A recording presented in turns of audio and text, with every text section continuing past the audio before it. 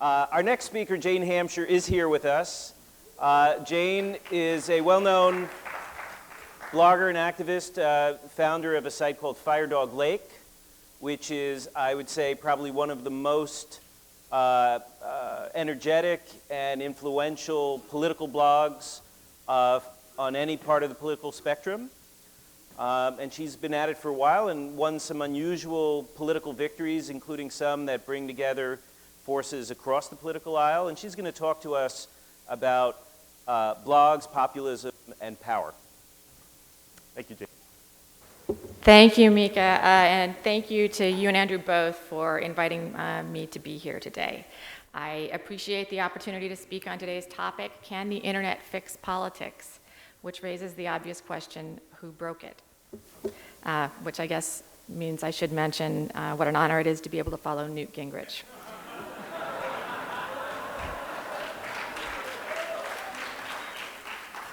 Moving right along, whether the internet can fix politics does depend on what you think is wrong with politics.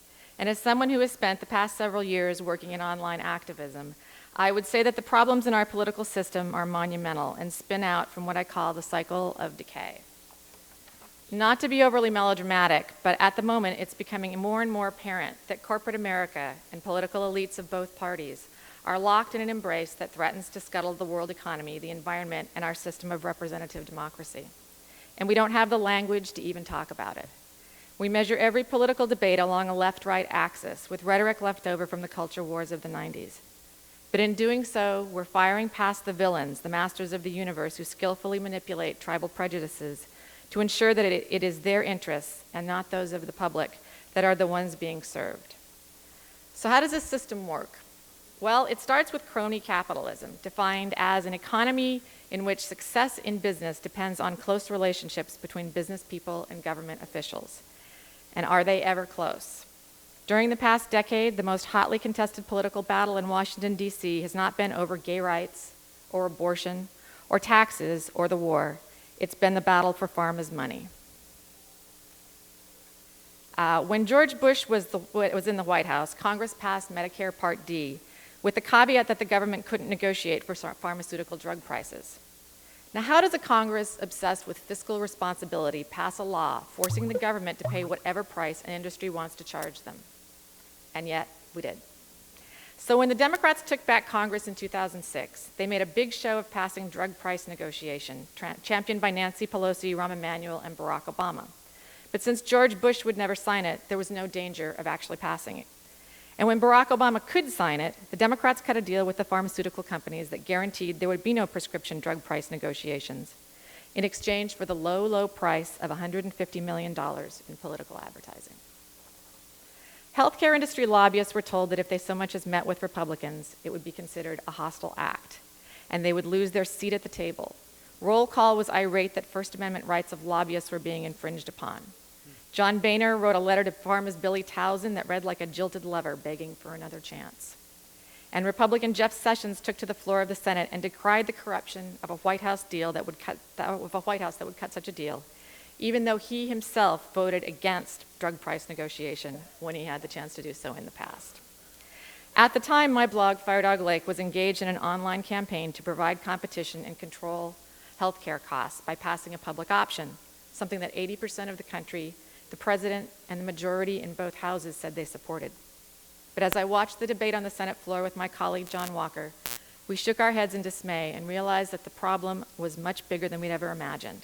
It was clear that there was nobody on either side of the aisle who was willing to tell the truth and speak up for the people they were elected to represent, and that overwhelming popular support is not a factor in passing legislation. The public never heard about the true struggle that drove the healthcare debate because the national media and the political dialogue is incapable of much above the level of demagoguery.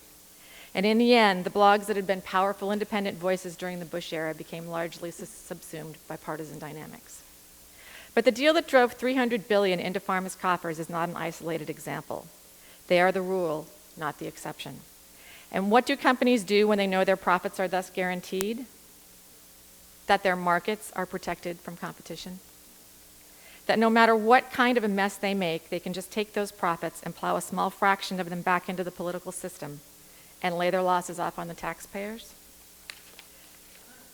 They take excessive risk, knowing that they will never have to pick up the tab if things go wrong. It leads to inevitable disaster. The damages from the BP oil spill could easily go into the tens or even hundreds of billions of dollars. Yet top BP executives felt free to take big gambles with safety and the environment because Congress had capped the liabilities of the oil companies at $75 million. There was no downside. And so these companies become incentivized by our political system to take risks. Risks with terrible consequences. In 2008, the excessive risk-taking of Wall Street banks brought the entire world economy to the verge of collapse, or so we were told. Congress moved with bipartisan swiftness unseen since the Terry Schiavo crisis to approve emergency bailout funds. If I leave you with one thought today, I hope it is this. In 2009, the Center for Responsive Politics reported that banks who received TARP funds spent $177 million on lobbying and $37 million on federal campaign contributions in that year. Their return on investment was 258,449%. We are rewarding failure with the funds they use to further bribe and contort our political system. We are pouring concrete into our problems. Small businesses may be building better mousetraps, but they can't bring them to market because the mega corporations are gaming the system. The companies that could drive economic growth and create jobs are stifled as the incentive for competition and innovation is extinguished. That is a problem that cannot be solved on either the right or the left alone, because both Democrats and Republicans play a critical role in perpetuating it. As you can see, during the healthcare debate, both Republicans and Democrats played their part. It was the job of the Republicans to kill the public option, and then it was handed off to the Democrats to pass the mandate and drug subsidies. During financial regulations, the banks didn't want to pay the bank tax, pay into a fund, a $50 billion fund that could be used in order to bail, if they got into trouble again, used for the bailout. So the Republicans got rid of that, and then it was left to the Democrats to institutionalize the bailouts and eliminate competition. So why do people allow their representatives to do these things? How is it that they return them to office again and again, even in the face of this open criminality? One word: tribalism. If you won't vote for several $1 billion in no-bid contracts for Halliburton to overcharge for monogram towels for soldiers in Iraq who don't have sufficient body armor, you don't support the troops. If you don't support forcing Americans to pay 8% of their income to insurance companies they hate, you obviously want Sarah Palin to be president. If you don't support the agenda of your tribe as determined by corporate money pouring through the coffers of validators in your respective interest groups, you're a homophobe, or a moonbat, or a bigot or a teabagger, a baby killer, a godless socialist, an ignorant redneck, or a tree-hugging hippie freak. Now, all of those things might well be true. But it rarely has anything to do with the outcome, which is almost always the same. Halliburton or Chevron or Pfizer or Monsanto gets what they want. Because to oppose the ability of the party leadership to rob you blind means the other side might win, and nothing could be worse than that. The online world has been able to force some accountability by challenging party authority. A few partisan populist victories have toppled corporatist politicians who voted for the bank bailout. And I have to say that of late, the right has done a better job of it than we on the left have, and they're scaring the daylights out of the Republican Party. But we're doing our best to catch up. Both sides are vilified in the media for supporting extremists, as if the politicians who dub themselves centrists are anything other than radical corporate lackeys whose actions would have been considered criminal in another era. But it is unclear whether anyone elected to replace them will be immune from the institutional pressures that lead to exactly the same pattern of behavior. Without serious systemic change, it is unlikely.